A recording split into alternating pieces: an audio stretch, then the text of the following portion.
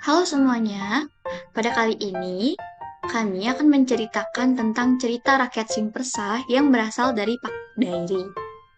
Cerita ini untuk memenuhi nilai tugas kajian sastra etnik Sumatera Utara, jurusan Sastra Indonesia Universitas Sumatera Utara. Baiklah, mari kita mulai ceritanya. Di sebuah desa hiduplah seorang janda dengan seorang anak laki-laki yang berumur 7 tahun. Anak ini diberi nama Simpersah, karena mulai lahir sampai anaknya berumur 7 tahun, hidup mereka selalu susah dan melarat. Desa yang mereka huni diberi nama si Cike-Cike. Kadang mereka hanya makan ubi bakar, ataupun tidak makan ketika mereka tidak memiliki pekerjaan. Pada suatu waktu, desa tersebut kedatangan seorang juragan yang kaya. Sang juragan mencari seorang laki-laki yang nantinya bisa dipekerjakan di Medan. Orang desa pun menunjuk Simpersah. Ibu Simpersah menyetujui anaknya untuk pergi ke Medan, dengan harapan suatu hari nanti bisa mempunyai uang dan kembali ke desanya. Sesampainya di Medan, juragan tadi pun menitipkan Simpersah kepada saudagar kaya raya. Saudagar ini merupakan duda dan hidup bersama dengan putrinya yang umurnya sebaya dengan Simpersah. Di rumah inilah Simpersah bekerja sambil sekolah bersama putri saudagar tersebut. Setelah berselang 20 tahun, Simpersah sudah pintar dan pandai dalam hal berdagang. Namanya pun sudah diganti menjadi Sisenang. Pada suatu waktu, Sisenang minta izin kepada saudagar tersebut untuk menikah. Saudagar tersebut berpikir kalau anak ini dikawinkan kepada orang lain, mungkin dia tidak mau lagi bersamaku dan siapa yang akan meneruskan usahaku ini. Akhirnya saudagar tadi pun menikahkan putrinya dengan Sisenang. Sisenang pun kini sudah menjadi saudagar yang menggantikan mertuanya. Semua pekerjaan dalam hal bisnis sudah ditangani olehnya. Namun, sudah begitu lama Sisenang di perantauan tak pernah terpikirkan sedikit pun untuk menjemput ibunya di si Cike-Cike. Mungkin karena malu atau memang sengaja untuk tidak tahu. Beberapa tahun kemudian, mertua Sisenang pun meninggal dunia. Kini tinggallah Sisenang bersama istrinya mengelola semua usaha tersebut. Usaha mereka pun banyak meraih keuntungan dan sudah terkenal sampai mancanegara. Nan jauh di si Cike-Cike, ibunda Sisenang sudah merasa sangat merindukan anaknya. Ingin ia menjenguknya, tapi tidak tahu di mana alamatnya dan ongkosnya pun tidak ada. Hanya air mata kerinduan dan doa semoga anaknya pulang kembali ke desa.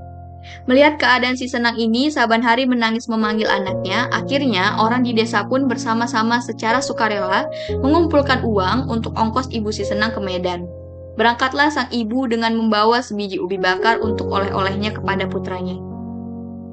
Setelah sampai di Medan, sang ibu pun bertanya kepada orang-orang, apakah mereka mengetahui di mana Simpersah berada.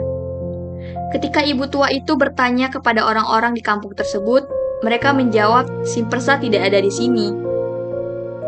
Tapi yang ada hanyalah Sisenang. Setelah ibu itu bertanya di mana alamat Sisenang berada, si ibu berjalan menuju rumah Sisenang. Diketuknya pintu rumah dan keluarlah seorang perempuan yang cantik sekali. Ibu mau bertemu siapa? Begitulah kata istri Sisenang. Lalu jawab oleh si ibu, aku datang dari si Cike-Cike. Apakah kalian tahu di mana tempat tinggal Simpersah? Tunggu sebentar, kata perempuan cantik itu. Akan kutanya dulu suamiku, dan ia pun pergi ke dalam rumah dan bertanya kepada suaminya. Ada seorang ibu tua yang datang dan bertanya tentang anaknya yang bernama Simpersah, dan ibu itu pun datang dari si Cike-Cike. Kemudian Sisenang dengan istrinya pergi menjumpai ibu tersebut. Sisenang yang melihat ibu yang sudah tua dan rambutnya yang sudah putih, ibu itu juga berpakaian sangat jelek dan membawa sebuah ubi bakar. Karena keadaan ibu tersebut, Sisenang menjadi malu kepada istrinya, dan akhirnya ia menyangkal kalau ibu tersebut bukan ibunya. Ketika itu ia berkata, di sini tidak ada yang namanya Simpersah. Kemudian si ibu melanjutkan perjalanannya dan terus mencari anaknya. Karena kelaparan, akhirnya ia memakan ubi bakar tadi yang dibawanya. Karena hari mulai senja, jalan sudah mulai kabur, ibu itu berjalan dengan lambat. Karena sudah tua sekali, ibu itu tidak dapat lagi melihat dengan jelas, hingga saat ia melangkahkan kakinya, ia tidak tahu bahwa ia sudah berjalan di tengah pasar. Dan akhirnya ibu tua itu ditabrak oleh mobil yang melaju kencang. Polisi segera membawanya ke rumah sakit, tapi malang bagi si ibu menghembuskan nafas terakhirnya dengan hasil nihil. Jasad ibu itu telah dibawa ke Cike-Cike.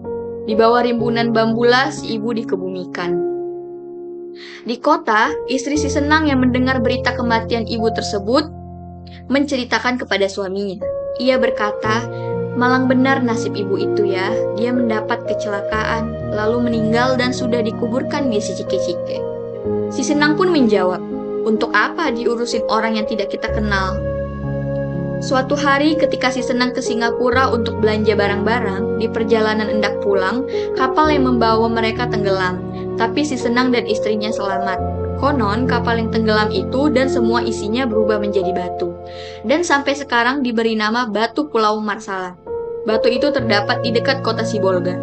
Sejak saat itu, semua usaha si Senang mengalami kerugian. Semua harta benda kekayaan habis, yang tinggal hanya rumah tempat tinggal mereka. Begitulah telah banyak orang pintar yang mereka tanyai. Jawabannya tetap sama, yaitu mereka harus membersihkan kuburan orang tuanya. Baru nasib mereka akan berubah kembali. Akhirnya istri Senang mengancam akan pergi kalau tak ada kejujuran dan pengakuan dari suaminya. Si Senang pun akhirnya menyerah dan terus mengakui kesalahannya. Dan mereka sepakat untuk pergi ke desa si Cike-Cike. Orang-orang desa pun menunjukkan kuburan ibunya. Pergilah mereka melihat kuburan ibunya itu sudah ditumbuhi bambu. Si Senang pun sujud meminta pengampunan, dan hujan turun dengan derasnya disertai angin keras menyertai tangis si Senang beserta istrinya. Dan bambu-bambu yang mereka tebangi pun berterbangan dan mengenai tubuh mereka. Mereka berdua tewas di tempat tersebut dan dikuburkan oleh penduduk setempat di dekat kuburan ibunya. Begitulah akhir dari cerita Simpersa ini. Dalam cerita Simpersa tersebut terdapat beberapa nilai. Yang pertama, nilai religius. Nilai religius merupakan nilai-nilai yang berkaitan dengan agama. Nilai religius yang terkandung dalam cerita Simpersa yaitu tentang berdoa kepada Tuhan.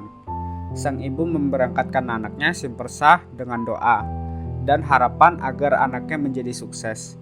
Bahkan ketika ia merasa rindu dengan anaknya, hanya doalah yang dapat ia lakukan. Nilai psikologi adalah nilai yang bekerja sama dengan kondisi kejiwaan. Misalnya, seperti depresi, keterbelakangan mental, syok, emosi yang berlebihan, gangguan kejiwaan, dan lain-lain. Nilai psikologi yang terkandung di dalam cerita Simpersa ini yaitu tentang ibu Simpersa yang mengalami guncangan mental yang sangat hebat ketika tidak diakui oleh Simpersa sampai-sampai ia tidak sadar sudah berada di tengah pasar. Nilai selanjutnya yaitu nilai moral. Nilai-nilai yang terkandung dalam novel yang berkaitan dengan akhlak, budi pekerti, atau nilai baik dan buruk yang dapat diterima secara umum mengenai sikap, perbuatan, kewajiban, dan lain sebagainya. Nilai moral yang terkandung di dalam cerita Simpersa yaitu tentang keberanian hidup, tekun dan ulet, kasar dan durhaka, rasa simpati dan memohon pengampunan. Nilai budaya. Nilai budaya adalah konsep masalah dasar yang sangat penting dan bernilai dalam kehidupan manusia. Misalnya adat istiadat, kesenian, kepercayaan, dan upacara adat. Nilai budaya yang terkandung dalam cerita Simpersa yaitu tentang kepercayaan terhadap sesuatu hal yang diyakini. Hal itu dijelaskan pada bagian Simpersa pergi bertemu banyak orang pintar untuk menanyakan tentang nasib yang menimpanya. Adapun nilai sosial dalam cerita Simpersa. Nilai sosial merupakan seperangkat nilai yang berlaku umum di masyarakat. Nilai ini mengatur pola hubungan atau interaksi sosial antar sesama masyarakat. Nilai sosial yang terkandung di dalam cerita Simpersa yaitu tentang rasa kebersamaan. Hal itu terbukti dengan masyarakat yang mempunyai rasa kebersamaan dengan secara sukarela mengumpulkan uang untuk ongkos ibu Simpersa ke Medan. Selanjutnya ialah nilai ekonomi. Nilai ekonomi merupakan nilai yang berhubungan dengan pemenuhan kebutuhan manusia, baik itu dari segi produksi, konsumsi, maupun distribusi. Nilai ekonomi yang terkandung di dalam cerita Simpersa yaitu tentang perubahan kehidupan dari miskin sampai ke kehidupan yang lebih baik. Bagaimana proses Simpersa dalam menggapai perubahan kehidupan. Itulah beberapa nilai yang terkandung di dalam cerita Simpersa. Semoga cerita ini dapat memberikan manfaat untuk kita semua. Terima kasih telah menonton.